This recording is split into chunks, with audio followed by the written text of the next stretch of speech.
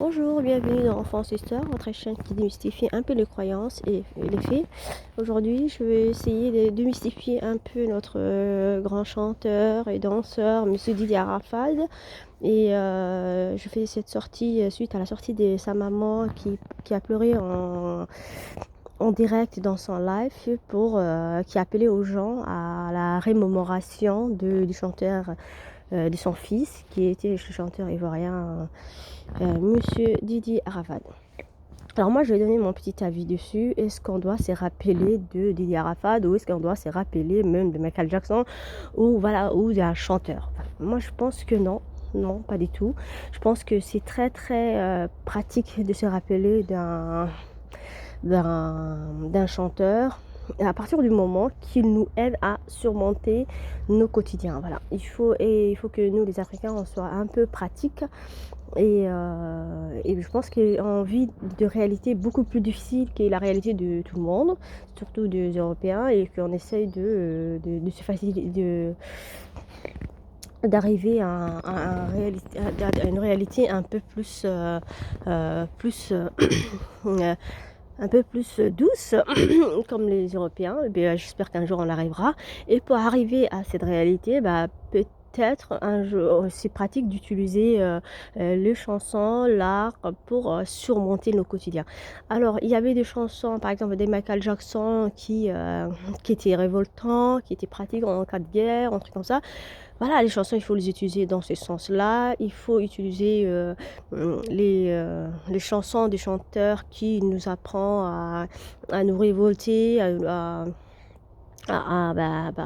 nous sortir de... Parce que la vie est dure, des gens qui nous réconfortent dans notre médiocrité, qui nous réconfortent à nos bas instincts, qui parlent voilà, au-dessus du ceinture, voilà, qu'on cède à tous nos bas instincts d'envie, d'instinct sexuel ou tous nos bas instincts animaux, ou voilà.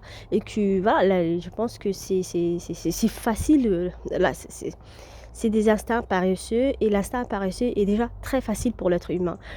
Donc le chanteur qui nous appelle à dépasser ces bas instincts, par exemple à nous enrichir, à nous discipliner, à nous dépasser, à sortir le meilleur de nous-mêmes, oui, pourquoi pas. Mais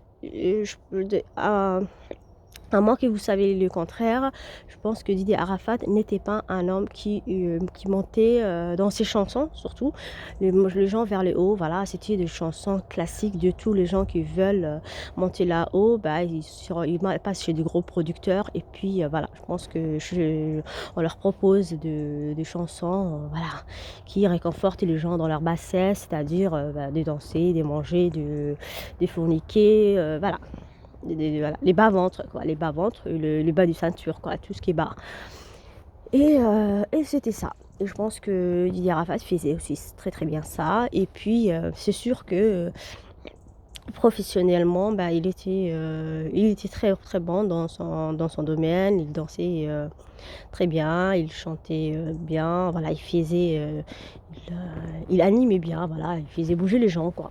Mais en dehors de ça, c'est pas, moi je suis pas fanatique, je n'étais pas fanatique et je suis pas du tout fanatique dans ce genre de musique où ça crie, il y a pas la civilité, j'ai l'impression que c'est agressif, c'est violent et bizarrement tous les Africains ou les descendants d'Africains, on leur donne ça, une musique, le rap, de la violence, juste à leur façon de hurler là, c'est très très très violent. T'as l'impression que c'est pas c'est ça, je sais pas, j'ai l'impression que c'est un truc subliminal qui nous rend agressives. Vous voyez dans les concerts, les gens se jettent sur,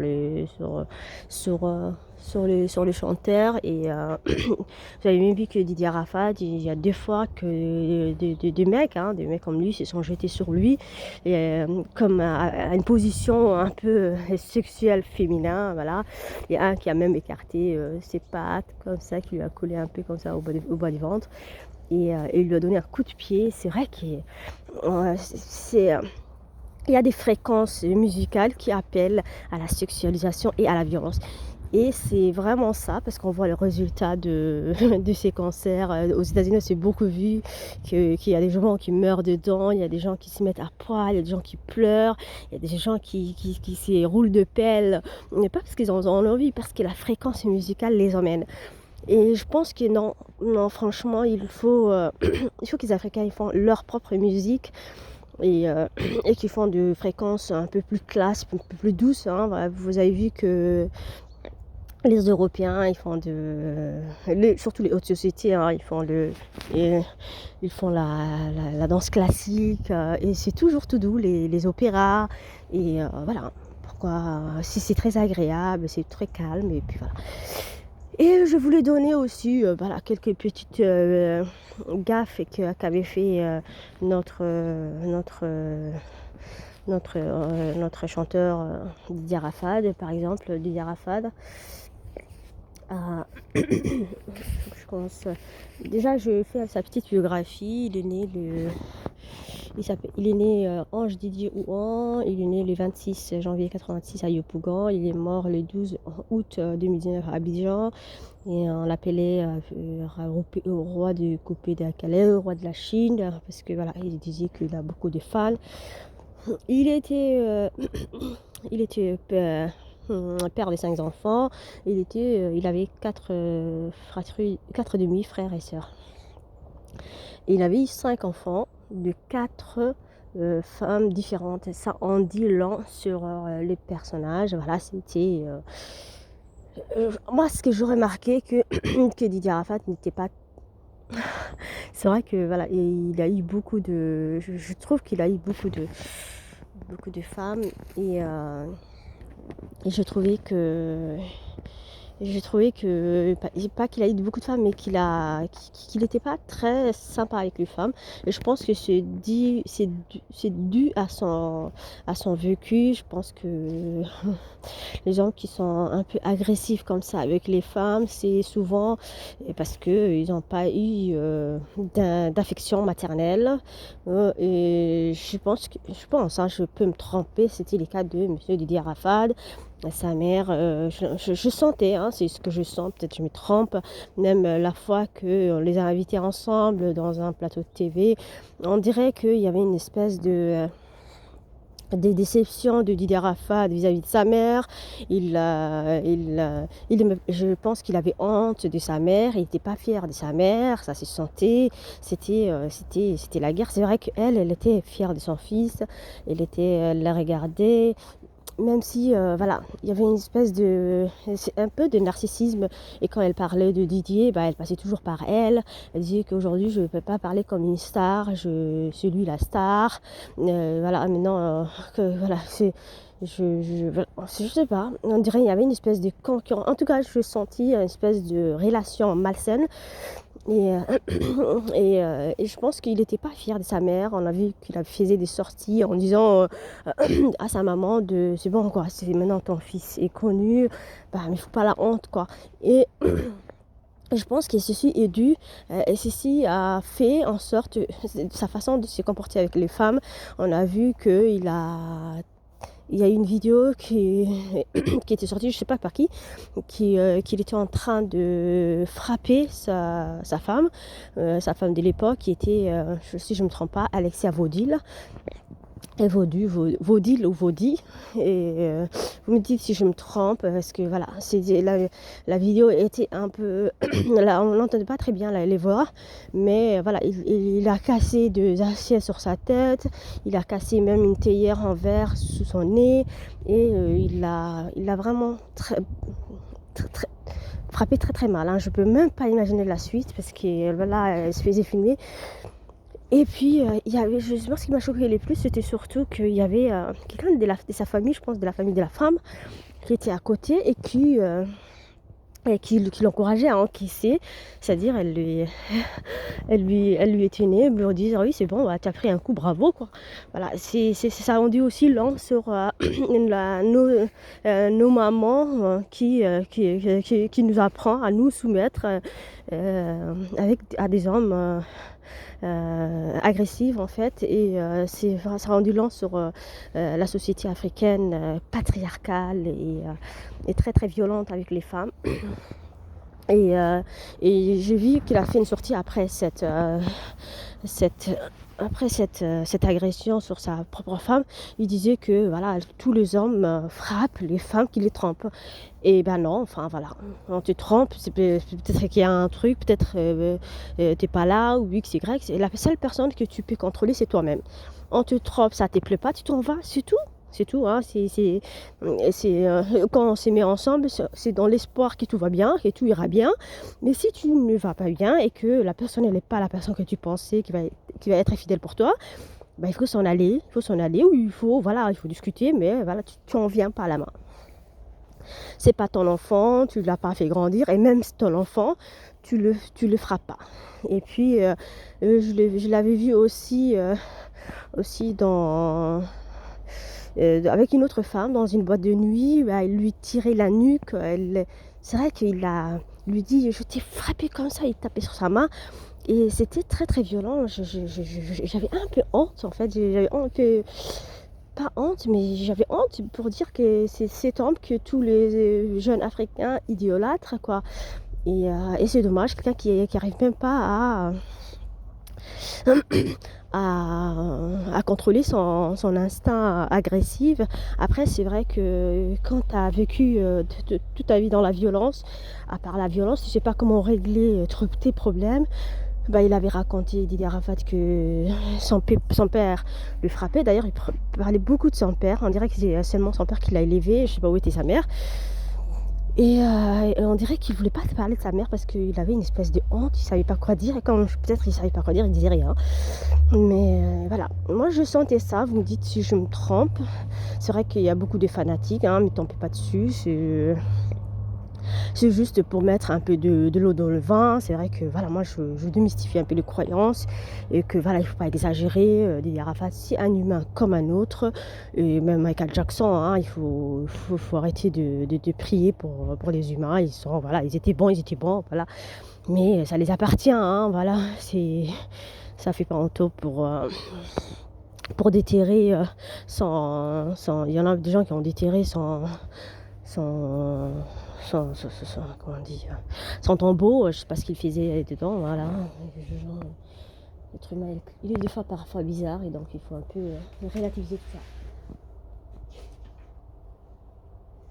Et j'ai vu aussi une vidéo de Didier Arafat qui est en train de humilier et punir son fils adoptif devant tout le monde, c'est-à-dire il l'a mis à poil. C'était un ado, c'était un enfant qu'il a adopté. Et l'enfant était à poil et il a soulevé les mains et les jambes, donc il était en train de le punir et il l'a filmé comme ça dans son live et j'étais très très très très choquée aussi de cette vidéo. J'avais très très très mal pour ce jeune homme qui s'est fait publier son image à poil devant tout le monde. Voilà.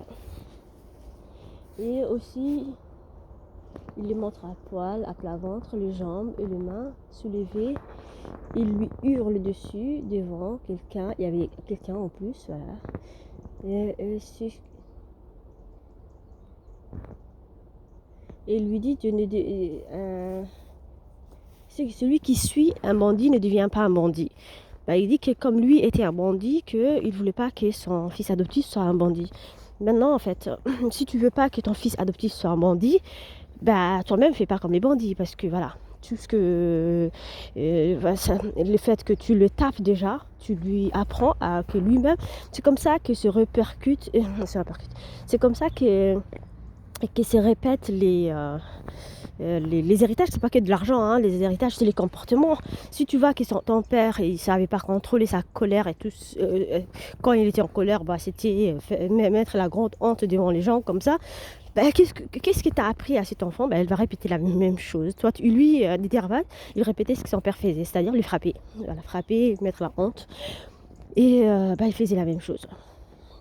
Et si tu veux pas que ton fils, toi tu es devenu comme ton père ou comme ta mère, si tu veux pas que ton fils devienne comme voilà, bah, voilà, il faut pas faire comme tes parents. Il faut pas faire comme tes parents si ça te plaît pas, mais il faut savoir que l'enfant fera tout ce que toi tu fais. C'est-à-dire si tu continues à fumer, bah voilà, on voyait que Didier Arafat à chaque fois qu'il il prenait son micro, il y avait une bouteille d'alcool et des clopes à côté, souvent. Et qu'est-ce que tu veux apprendre à tes enfants si toi-même tu t'affiches avec de la drogue voilà, ton fils fera la même chose et même les jeunes qui te suivent feront la même chose. Et c'est comme ça que on transmet les héritages malsaines et malveillantes. Et peut-être des fois inconsciemment ou inconsciemment, hein, des fois, voilà, je sais pas.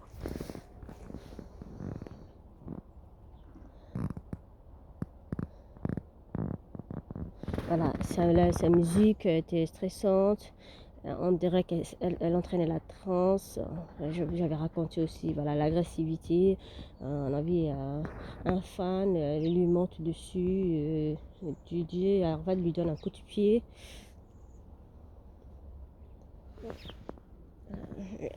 Sa musique où il faisait l'hommage à Jonathan, je pense qu'il était un peu jeune.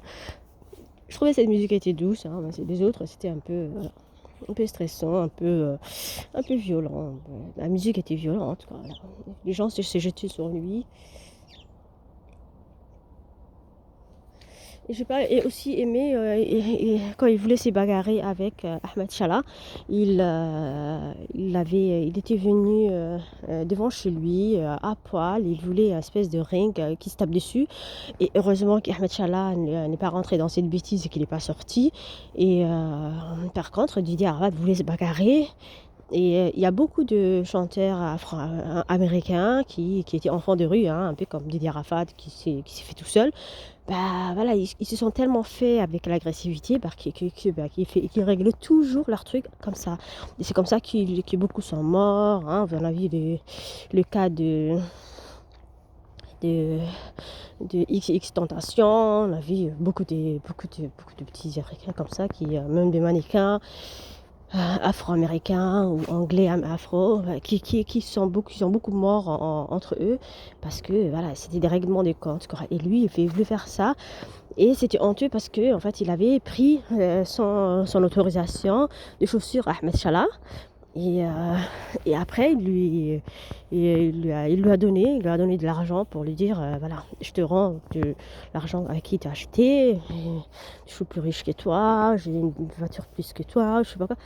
Et je trouvais ça très très malhonnête parce que voilà, déjà tu prends pas les affaires des gens sans autorisation, ça fait pas très très classe hein, quand on s'évente, surtout qu'on a beaucoup d'argent. Et puis voilà. Et puis il faut être honnête, reconnaître ses torts. Voilà, je me suis trompée, je m'excuse, et ça fait plus chic quoi. Mais bon, au contraire, notre artiste, il vient se bagarrer en plus. Voilà. Mais bon, parce qu'on a sali son image. Hein. Même à l'époque, quand on avait envoyé l'image où il frappait sa femme, bah, c'était pareil. Hein. Il disait à la personne qui avait envoyé cette image que s'il ne retire pas ou je sais pas quoi, il va venir dans son école et les frapper et tout. Voilà. C'était toujours, hein, je te frappe, je te frappe. Et ben non, en fait, il faut pas faire de bêtises, hein, c'est tout. Hein.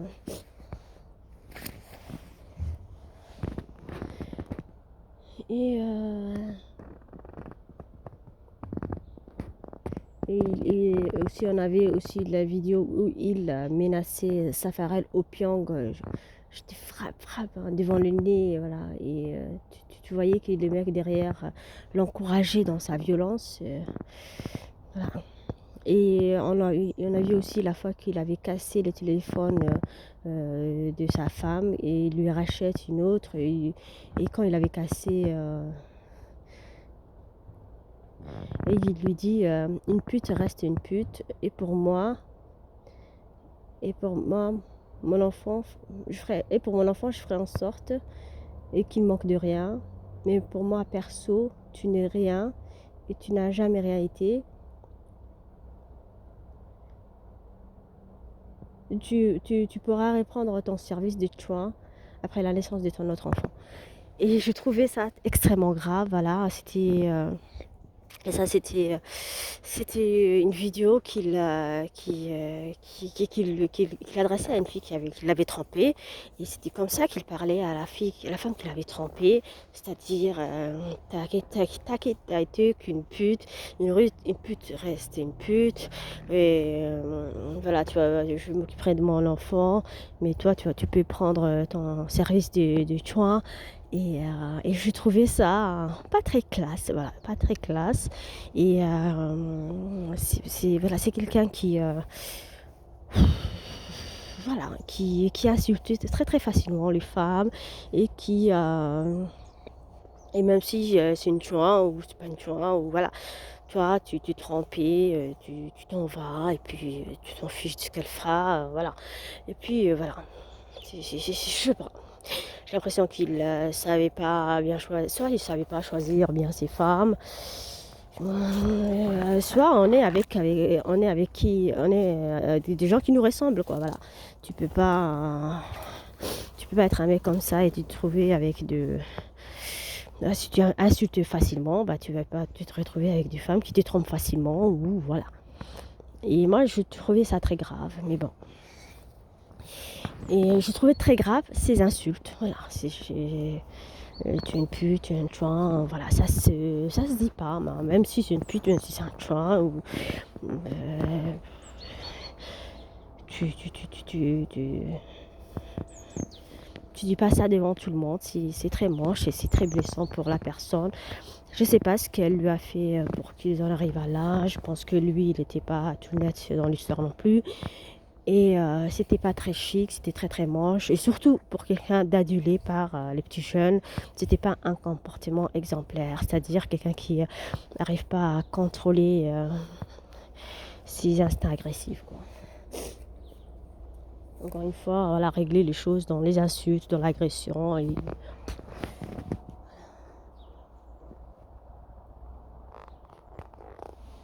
tu te retrouves avec un enfant, il disait toujours à la femme comme ça, dans le ventre, tu n'as jamais été quelque chose et tu n'es rien. Alexia Vaudou m'a frappé.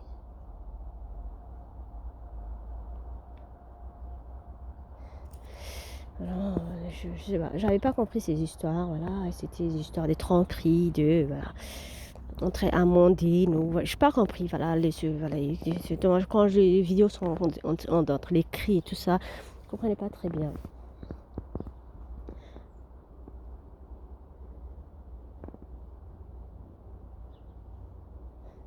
Et quand il avait aussi embrassé sa danseuse Rita Diesel dans les concerts, quand il avait fait un petit bisou à Enis Unan sur le cou. Voilà, je pense que c'était quand même un homme à femme, c'était quelqu'un qui était séducteur, qui séduisait beaucoup les femmes.